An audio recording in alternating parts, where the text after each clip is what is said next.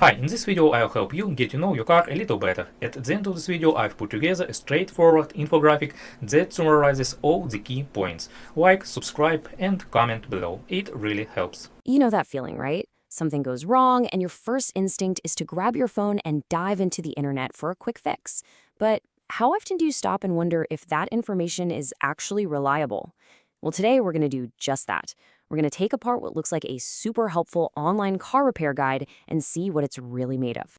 So let's set the scene. You're just driving along, minding your own business, and then bam, that dreaded check engine light pops on. You get it scanned, and the mechanic hands you this cryptic note. Code B1380-01. What does that even mean? For most of us, the next step is obvious. We Google it. And just so we're all on the same page, these things are called diagnostic trouble codes, or DTCs. It's basically your car's way of telling you something's up. The problem is, it's speaking a language that's, well, not exactly human-friendly. And that's why we're so desperate for those online guides to translate for us. Okay, so we type that code into the search bar, and right away we find a link that looks like exactly what we need. It seems almost too good to be true. I mean, look at that title. It's not just some generic advice. It mentions our exact code and promises to explain the diagnosis for an electrical failure. This feels like we've hit the jackpot. It sounds official, professional, perfect. And as we start to scroll, we get even more confident. The site says it supports all these major car brands: Chevy, Ford, Honda, you name it.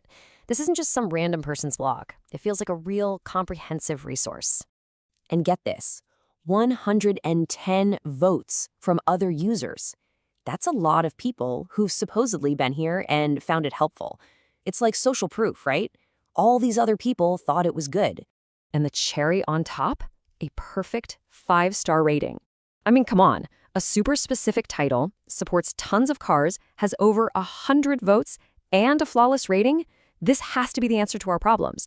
So, okay, let's dive in and fix this thing.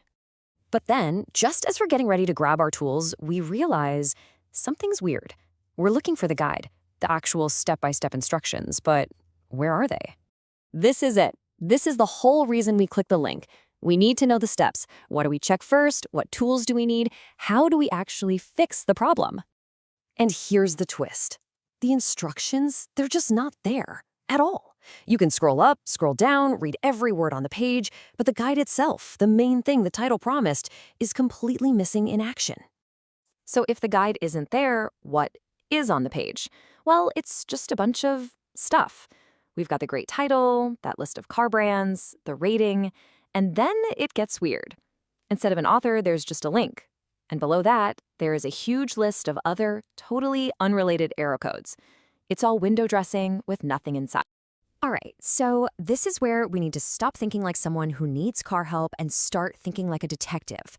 The guide is a lie, but the page itself is full of clues. Let's piece them together and figure out what's really going on here. Okay, let's break down the evidence. First clue, the publication date is in the future. What? That's a huge red flag. Second, the author isn't a mechanic or a company, it's a YouTube link. Suspicious. Third, and this is a big one, it claims 110 votes, but there are 0 comments. How does that happen? And finally, that giant list of other codes, that's just keywords designed to trick search engines into thinking this page is important. This page wasn't made for a person, it was made for an algorithm.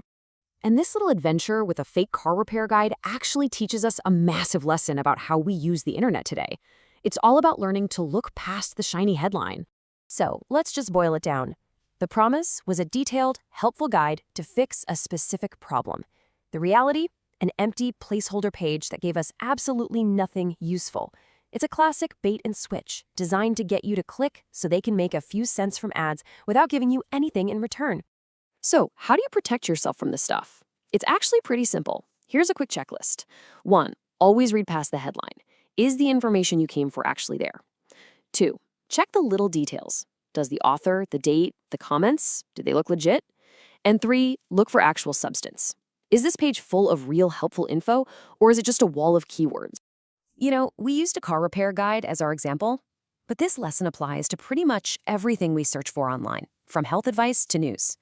The internet is an incredible tool, but it's also a sea of information designed to grab our attention. And in that sea, the most powerful skill we can have is the ability to just pause, look a little closer, and ask ourselves, what's the real story here?